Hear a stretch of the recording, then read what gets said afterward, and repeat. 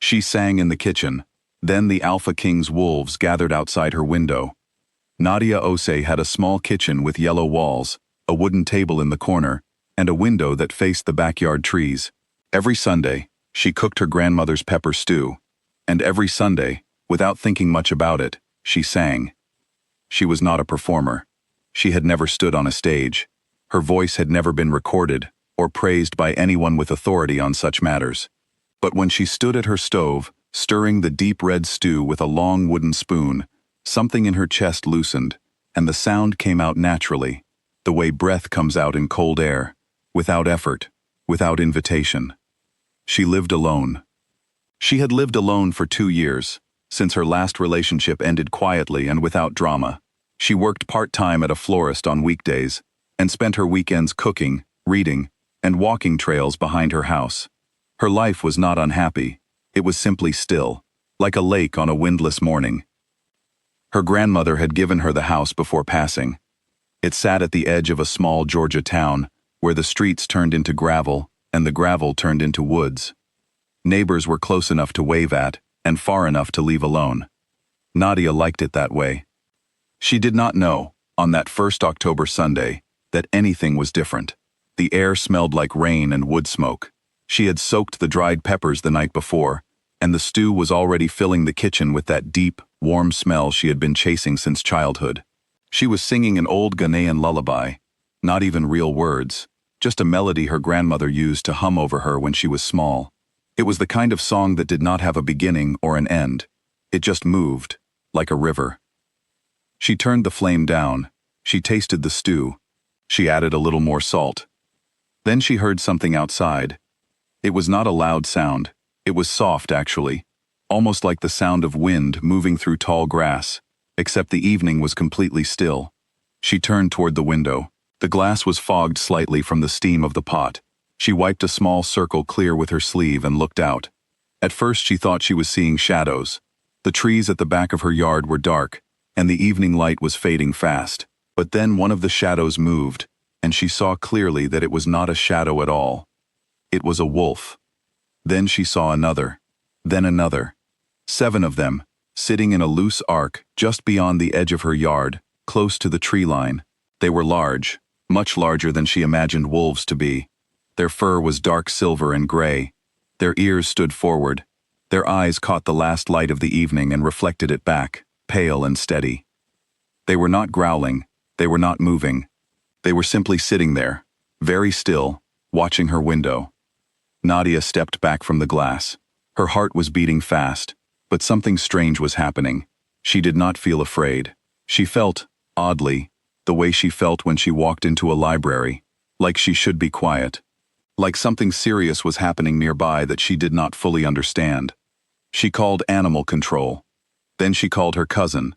Then she called her cousin's boyfriend, who owned a truck and a rifle, and had no fear of anything. None of them arrived before midnight.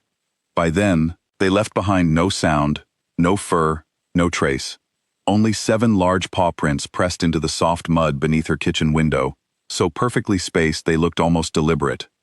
The animal control officer told her it was probably wild dogs. She did not argue, but she knew what she had seen. The following Sunday, she cooked again. She sang again. She did not plan to. It simply happened, the way habits do when they are old enough to move on their own. She was not even thinking about the week before, when the sound came out of her chest and filled the kitchen the way it always did. This time, there were 11 of them. She counted carefully, pressing her fingers against the cold window pane. 11 wolves, arranged in the same quiet arc, watching the same window, sitting as still as stones. She stood at the glass for a long time. She did not call anyone. She watched them, and they watched her, and nothing happened, except the stew bubbled softly behind her, and the song she had been singing faded slowly from the air like smoke. They were gone before 10 o'clock. Her neighbor, an older man named Gerald who spent a great deal of time on his back porch, had seen them. He filmed them on his phone and posted the video on the local community board. It was shared widely. Wildlife officials from 2 counties came by to take measurements of the paw prints, which Nadia had covered with plastic sheeting to protect from the rain. The officials were quiet and professional. One of them told her, in a low voice, as he was leaving, that wolf populations in this part of Georgia were not just rare, they had been considered completely gone for over 60 years. No verified sightings, no documented pack. "I don't know what you've got out there," he said, "but be careful." She thanked him. She did not stop cooking on Sundays. The third Sunday came. The wolves came with it, 13 this time, and they stayed longer, past midnight, still and patient in the dark. Nadia left the stove on low so the kitchen would stay warm. She sat at her wooden table near the window with a cup of tea and watched them the way one might watch a fire, not with fear, but with a kind of wondering attention. She had started to feel something she could not name, not safety exactly, more like recognition, as if something that had always been true was simply becoming visible. The fourth Sunday was different. She was stirring the stew, and the melody was moving through her chest the way it always did, and she was watching the steam rise from the pot when she looked up and saw him. He was standing at the edge of the yard, just where the grass ended and the dark began. He was tall and still. He wore no jacket, though the night air was cold enough to see breath. He had the kind of face that looked like it had been through a great deal, and had decided not to be changed by any of it. And his eyes, even from across the yard, even through the kitchen window, they were amber, bright and steady, like a flame held very carefully behind glass. He was not one of the wolves, he was a man, but he stood among them the way a person stands among people they have known a long time, and none of them moved when he moved, and none of them made a sound. Nadia turned the stove off. She put the spoon down. She went to the back door and opened it, and the cold air came in, and she looked at him across the yard and said, plainly, "What do you want?" He looked at her for a moment before answering. When he spoke, his voice was low and even, the kind of voice that did not rise and fall much but somehow carried. "I needed to hear it myself," he said. His name was Cale. That was the first thing he told her, standing at the edge of her yard in the October dark, and it was almost the only thing he told her that first night. He did not come any closer. He did not ask to come in.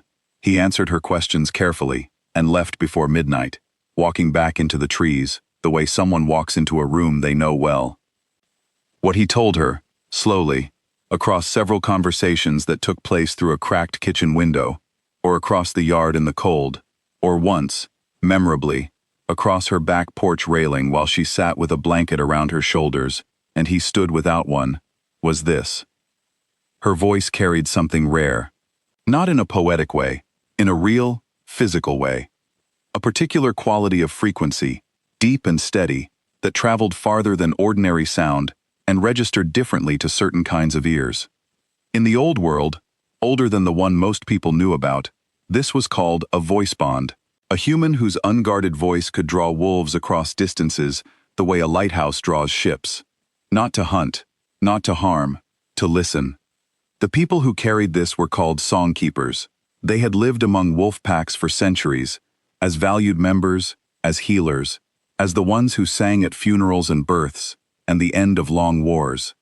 Their voices were considered a kind of medicine, not magic, something older and quieter than magic, a biological fact that the modern world had simply forgotten. The knowledge had been buried deliberately, Cale explained, during a long period when drawing attention to any connection between humans and wolves had been dangerous. The packs had survived by going invisible. The songkeepers had survived by becoming ordinary. They married, they cooked, they sang in their kitchens with their windows cracked, not knowing what they carried. Nadia listened to all of this with her arms crossed and her expression steady. "And you," she said one evening, "you are what, exactly?" He looked at her without blinking. "The oldest living alpha," he said, "of the oldest bloodline on this continent." She was quiet for a long moment. Then she said, "How old?" He told her. She went inside and put the kettle on and stood at the counter with her back to the window for several minutes. Then she came back. "That doesn't make any sense," she said. "No," he agreed. "Not by the rules you know." She threw a dish towel at him that night. Not hard, more the way you throw something when you need your hands to do something while your mind is working. He caught it without moving and set it on the porch railing, and she almost laughed, and did not. The weeks that followed were not smooth. She asked hard questions, and expected real answers. She checked what she could check. She drove 2 hours to a university library and looked up historical accounts of unusual human-wolf relationships in indigenous records and colonial-era documents, and found, buried in footnotes and margins, small pieces of something that matched what he had described. Not proof, but not nothing. She called her cousin and tried to explain. Her cousin was quiet for a long time, and then said, "Nadia, are you sleeping enough?" She was sleeping fine. She was, in fact, sleeping better than she had in years. The thing that convinced her, in the end, was not anything Cale said. It was something she noticed in herself. She had spent 2 years feeling like a person waiting for something, not unhappily, not desperately, just with that low, constant awareness that a chapter had not yet started. That feeling was gone. It had left quietly, the way pain sometimes leaves, without announcing itself. She was not afraid of the wolves. She had never been afraid of the wolves. She had been afraid of what it meant that she was not. On the 5th Sunday, she cooked the pepper stew the same way she always had. She soaked the peppers the night before. She used the long wooden spoon her grandmother had left her.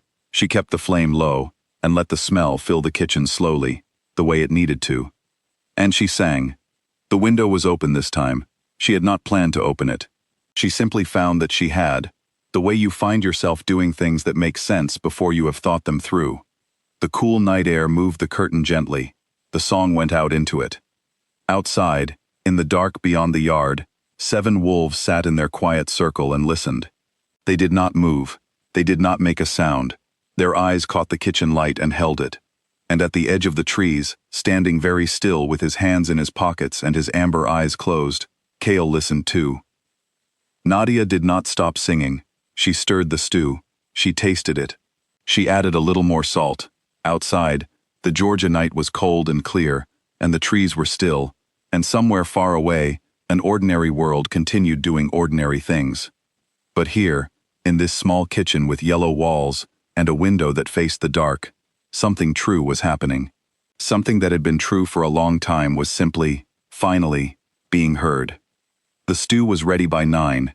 She ate alone, at the wooden table, with the window still open, and she was not lonely at all.